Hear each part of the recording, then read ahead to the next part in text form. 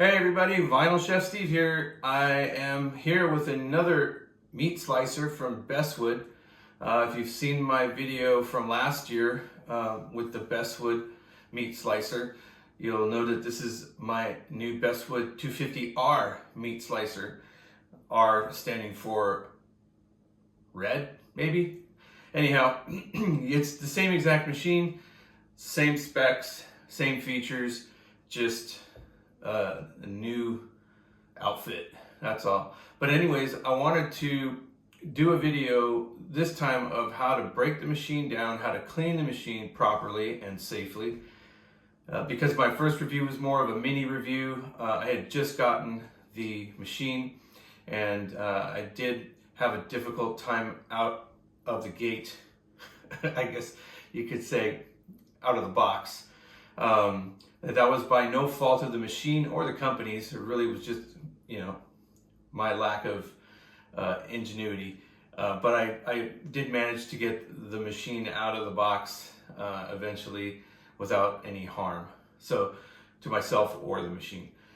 But today I'm going to break the machine down part by part, show you how to reassemble it as well, and to clean the blade, which is ever so important, and how to remove the blade safely. Yeah, the blade is extremely sharp. I mean sharp. I looked at it the wrong way and it cut me. So I'm just saying, you really need to know how to handle the blade, how to remove it, and how you can avoid getting cut. I'm actually going to pretend it's dirty, not going to dirty the machine up with any meat or anything. Let's get started breaking down the machine. I'm going to move the camera angle around so that you can see how I'm taking the machine apart and putting it together, and I'll let you know what I'm doing along the way.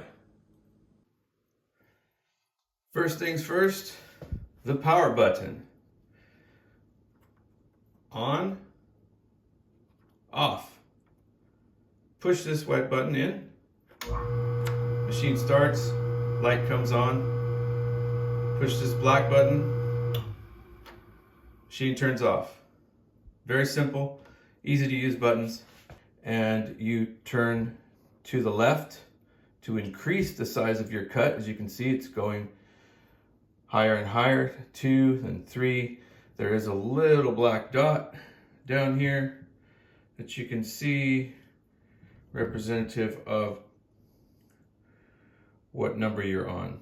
So you go that way, it is a thinner slice of meat. And of course, if you open it all the way up and keep going, then you can get a really thick slice of meat, like steaks and so forth. So we'll put it on 0 for now, literally all the way. You always want to make sure that this is all the way back, because this guide right here. Here's another angle for you.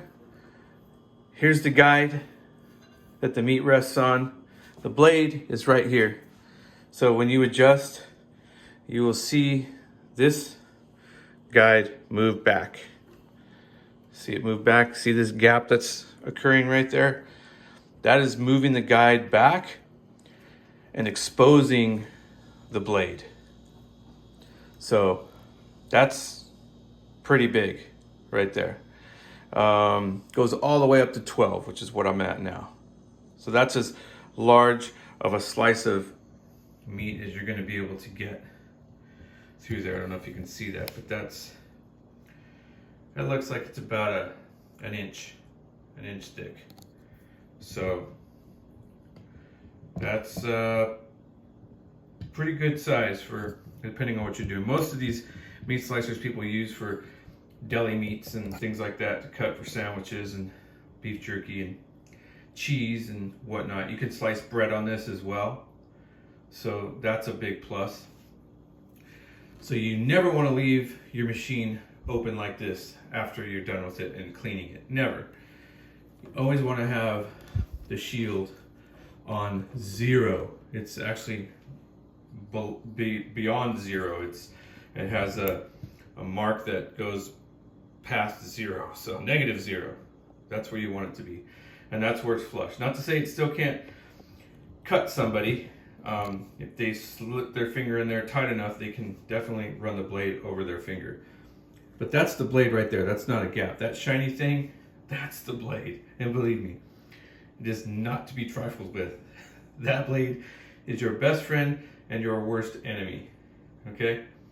So let's move on to another part of the machine. So this part of the machine, as you can see, this is where you set your meat in here and you slide it this way over the blade. This will not lift right here. This has to be pulled up. You can see it's on a little piston right here. When it moves up here, then it allows you to lift it. Then you put whatever type of meat it is that you're gonna use in here. Say we're gonna use my arm. And then you crank this down on top of the meat and those little pins in there. Grab a hold of the meat when you slice it. Back and forth, okay? So, ouch. Anyhow, that's how that works. And it will not go back even, it looks like, if you don't have, there you go. So you get what I mean. So that's your station to set whatever meat product you're going to run through the slicer this way, okay? Easy enough. Start the machine. You put in your meat here. Push it all the way up against there, and then you bring down the bracket, and it grabs. And it even has teeth in here. You can see these teeth keep it from sliding around, and then you just push it into the blade like that, and it's going to bring the meat out over here on this side. So you can put your hand there and catch the meat as it comes out, or you can just, you know, let it pile up. Best thing to do is to put your hand down there and try to catch the meat and then put it on a separate plate off to the side. Okay?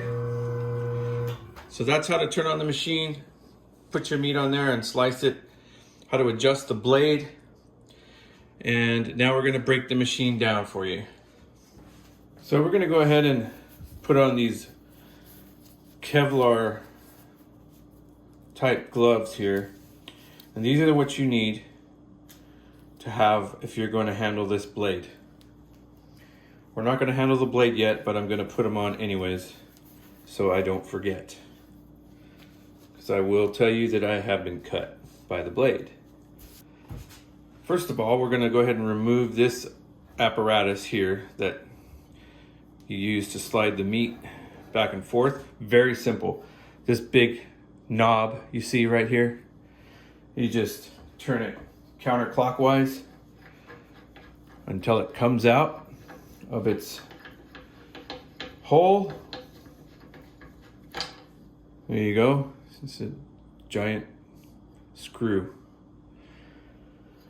Easy enough. This just lifts right off of that bracket. There's a pin down there, and there is a notch right there, and it slides over the bracket, drops down onto the pin, and this easily screws back in. You tighten it down pretty good. Tighten up. Don't over tighten anything on machines like this. It's never a good thing. You never get them untightened. All right, so we're going to go ahead and continue to break the machine down, and then I will show you how I get them to the sink and get them washed. We're going to remove the center plate now, which is this piece right here. When you cut meat and slice meat, this plate gets all dirty and full of whatever it is you're pushing through the slicer. So it needs to be washed. And yes, you could just take a wet sponge and wipe like this, but cleaning the machine without breaking it down is really futile, because Believe me, meat gets trapped inside of here, behind the blade, underneath, inside all these little areas. It just has its way of finding a place to hide, and you don't want any foodborne illness to come up and, you know, catch you off guard. So we're going to show you how to remove this. That's the center plate locking pin. So what we're going to do is we're going to, again, just like the bolt in the front, this turns counterclockwise. At this point, you want to put your hand right here and just turn this knob until it comes out. Okay, so there's the pin. It's a long pin. Now you're gonna want to use this, put it back in there to push the plate out away from the blade. Okay, there's the center plate taken off. And now you can remove the center plate locking pin. So we're gonna put this over at our washing station now. The pin I don't recommend washing. There's no need. You don't want to get the threads wet. And it's kind of oiled up really nicely. So this can stay unwashed. It never gets dirty with meat anyways. My heart rate just went up a few notches just looking at this nemesing blade here.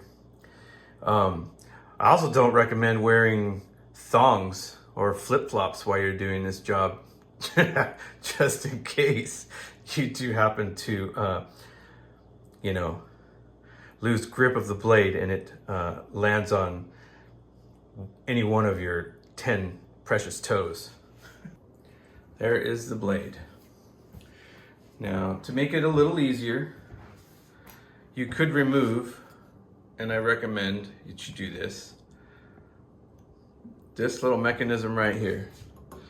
This I will not show you how to use just yet because I haven't used it myself.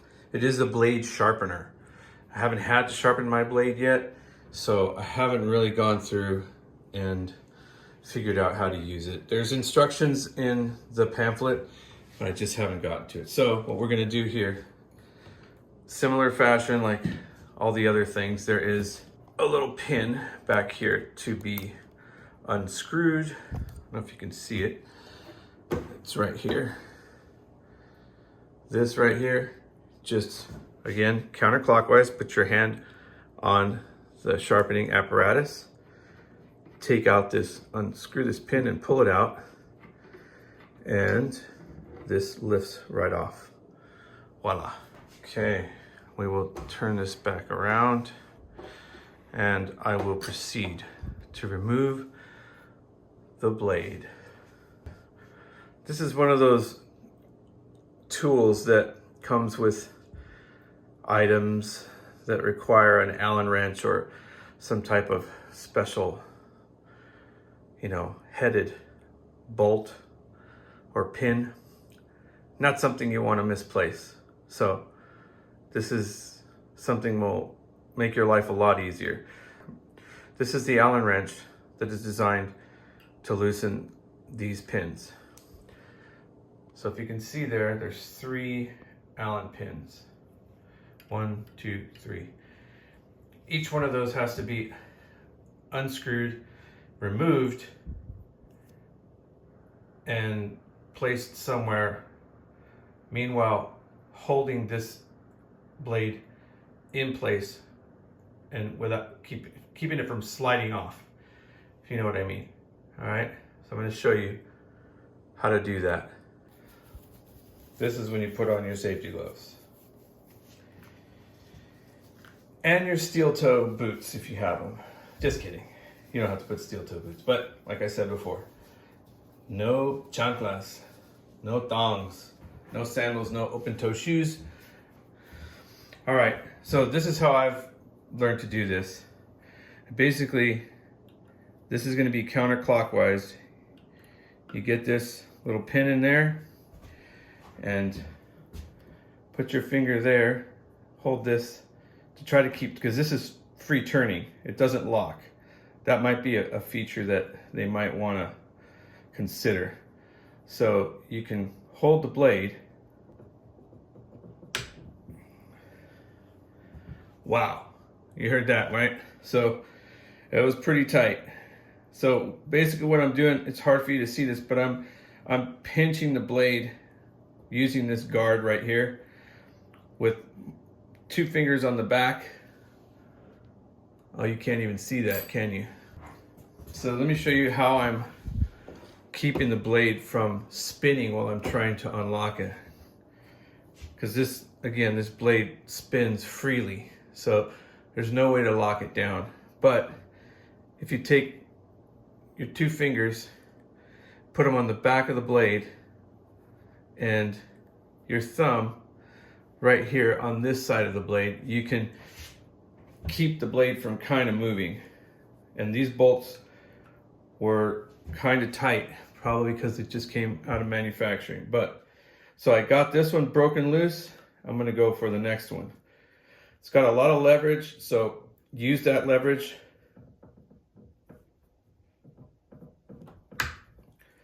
All right, you heard that? That came loose. Really is pretty tight. So you're going to have to make sure that you use the leverage of this pin to help you. So you're going to be handling it from the far back end. Don't try to unloosen the screw holding it up here. It's not going to work. So we got that one done. Now we're down to the last one. Let's see how that one comes. There we go. All right. So all 3 of them are loose now.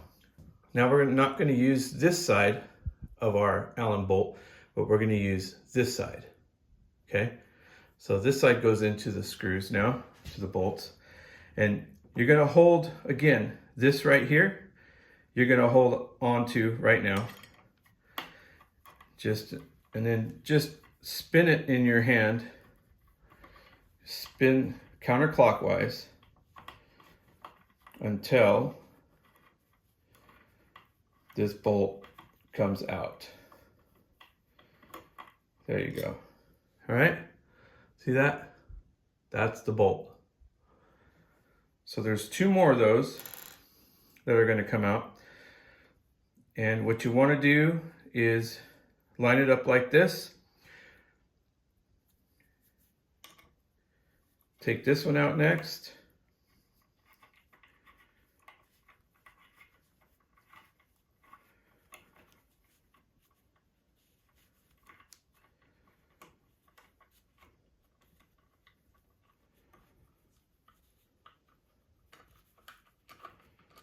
Okay, that one's out.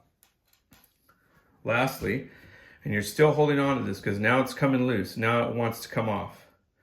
So you want to keep this because if you're not holding on to this and you take out this 3rd bolt, this blade is going to fall off and slide, and then it's Nightmare City. All right, so we've got the blade secured with our left hand, taking out the last screw. There it is. Now the blade will come off, and you want to get your finger in there because that's not sharp. There you go. That's how you handle the blade. Okay, so you've got your blade off and a good grip on it. Now I'm going to take it over to the sink, and if you don't have one of these, I suggest you get one. It's just a sink pad. We get ours from Trader Joe's. They get wet, they stay there, they give grip, and they help things from getting scratched up.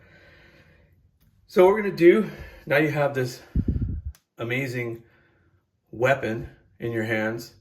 You're going to take it and you can grab the sides. That's why you have these gloves.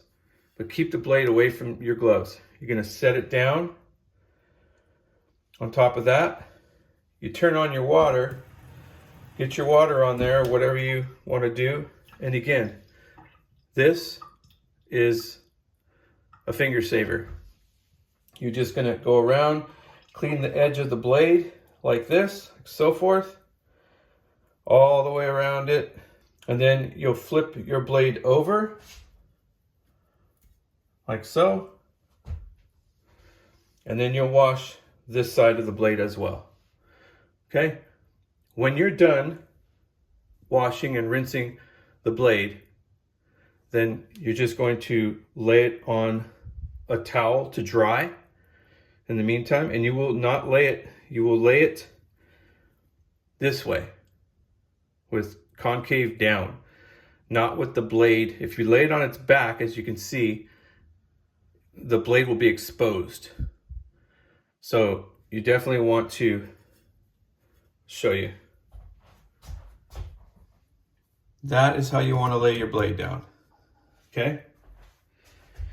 When you pick it up from in here. You put your finger inside there and you lift up the blade. So you don't want to set it this way, because that's how I cut myself the first time.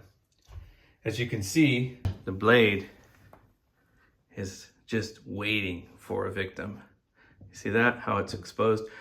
Well, I accidentally was in a hurry and I ran my finger just by there. Whizzed by there, and I had a Band-Aid on my thumb for about 2 weeks. So to get back to where you were, just get underneath like that and lay the blade down to rest. So you can dry it like that on one side and then gingerly dry it on the other side. So to dry the blade, when it's that way, you just take your cloth and dry it like this. And then you're going to flip it over again like that. And then you'll dry it like this on the inside. And I suggest when you dry the outer part of the blade, you just dry it lightly like that. It's going to dry just sitting there, okay? So, still have to put it back on. All right, so we're gonna go ahead and show you how to wash the parts. Now, for, I guess you would call it the tray, the meat tray, or the guide, this mechanism right here. Just bring it over. You know, you'll want to wash these pins. Be careful, these are all sharp. They can poke you. They're not razor sharp where they'll poke you by the touch, but if they land on you and you run your finger across them really hard by accident, they will bludgeon you. So just be careful with that. But all you really need to do is take it to your sink, empty out your sink, and I'm going to fictitiously show you what I use. I use a brush like this, and I just soap it up really good. This way you can run over the actual pins. You don't have to put your hands or your fingers anywhere near it. And you can get in the nooks and crannies with, you know, these types of brushes. This also has a little soap reservoir in it, so you can constantly be squirting soap out to clean the blade. I'm sorry, to clean the whatever you want to call that thing. I should probably find out what that's called, huh? Anyways, I do know that this is the center plate, which we took apart, that long screw. And the same thing goes for this. You're just gonna put it under some water and you're just gonna scrub it really nice with some soap. And you can do so back here too. Try not to get any water in there if you can. I mean, it's possible. I always manage to avoid it. So, you know, if you have to clean back here, just make sure you don't let water get in there. Just try to keep it dry. That's where the locking pin goes and the threads are. So rust is not a good thing. So now you've got all this part of the machine right here that usually has meat, pate pretty much. It's like pate when you do, especially when you do beef. Up in here, around here, in this entire groove, there's meat that gets trapped in there. So when people don't take off the blade and clean the blade, they end up with all this foodborne illness opportunity back here that's just rotting away. So you can, first of all, if you want, you can go through it with a sponge, a damp sponge. So I suggest you just get a sponge like this, a damp sponge, and you just go through like this and get what you can out with the sponge and clean it up really good with the sponge. Soapy water if you want to, and just follow behind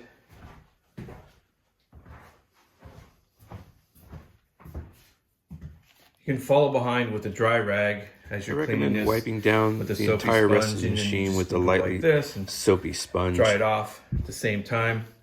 And then you get all these hard to reach areas back in here just really tight, and that's what this comes in handy for. This comes with the machine as well. This is your what would you call this, your meat slicer floss, so to speak. That you just rub that underneath and in between every nook and cranny that you can fit it in, and just clean away. Up in here you can clean everything and not miss a beat of meat. Did I say that? Anyways, yeah, so there you go. You just clean it up like that, and once you have your machine all cleaned and got all the meat out of there that doesn't belong, you can go ahead and reassemble the machine. So I'm going to show you how to do that right now. So first of all, let's get the blade back on. Okay, we're going to put the blade back in now. So again, grab it through the center with 2 fingers, thumb on the other side holding the blade tightly. Make sure you line up the holes. You've got 2 holes there on the top. So line up your holes, then grab the blade from behind while you set it in place here. You want to get it around and on. There you go. So it's in place. Now you're holding this blade in place. Keep pressure on it, okay? And then you want to grab your pins that you have that go in there and get them on.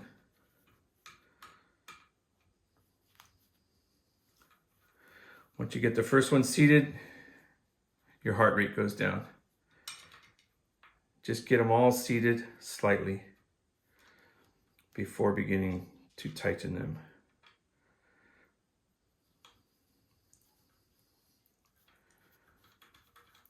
Slightly.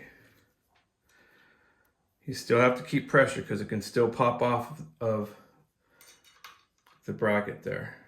It won't come all the way off, but you'll have to jimmy it back on to the cylinder. All right, so keep pressure on the blade.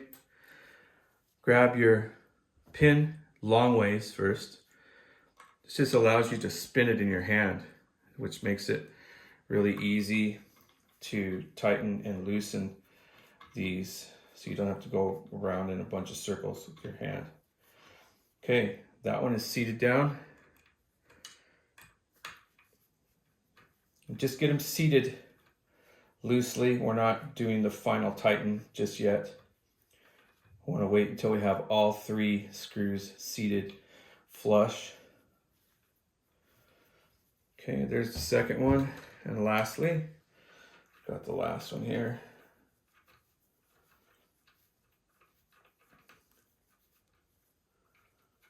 Okay. All right, we did it. We still have 10 digits. That's when you're going to turn it around this way, and you hold it again behind, thumb here, 2 fingers behind over this bracket so the blade is not exposed. And then go ahead and tighten these.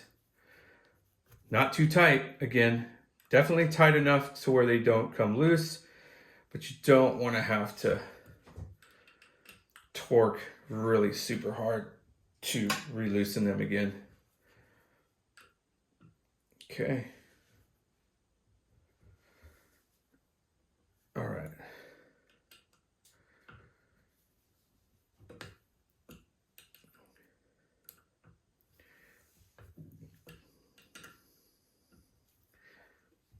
Okay, blade is on.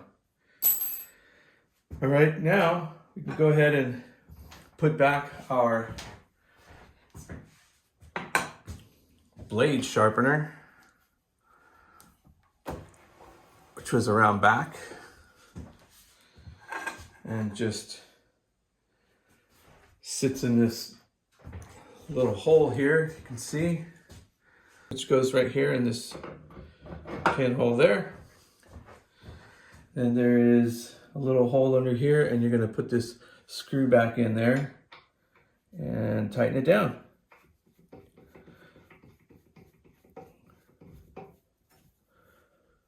So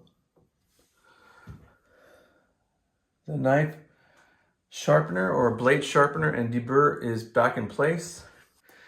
We will now put back the center plate. So when you put back the center plate, make sure that you don't put it back with the lines going this way. Okay? Yes, I've done it before. So you want the lines to go the same way as this here. All right? This little pin fits in that little hole. All right? So pretty easy. At this point, the blade's not going to hurt you because it's behind the shield. Then you're going to take your center plate locking knob, is what this is called.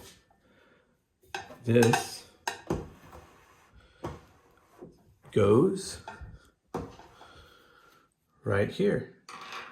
This screw there, push it up, start to turn it, and your center plate is locked in place. Okay? All right, lastly, we're going to take our meat bracket here, or slicing apparatus, and get that back in place here. Just slide that down all the way to the bottom. This goes in. Really simple, just like I showed you at the beginning of the video. Turns on there, semi-tight, and your machine is fully assembled again after a nice cleaning. There is an attachment that I forgot to mention. I'll show you that right here. And if you want, you can assemble that. I guess I would suggest it. It helps for bigger cuts of meat. There's these two screws. You're just going to back these out. You'll back these completely out until they come out. That's actually the female end of it. The male end of the fastener is inside there.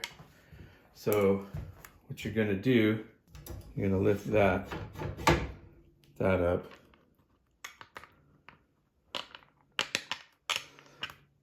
Pull these pins out.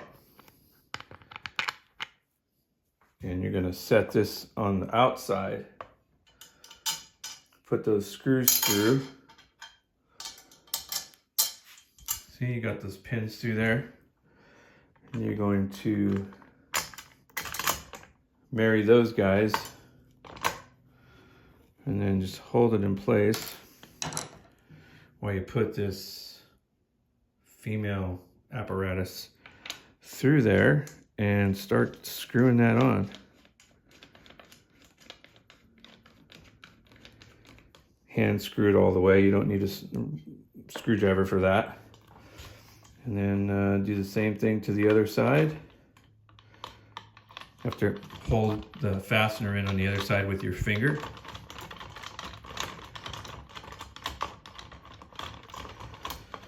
Once you get it all the way in and it's hand tightened, just take a regular screwdriver, flathead, which is what this is, and give it a little torque, nice torque down. Again, nothing has to be 500 pounds of torque pressure.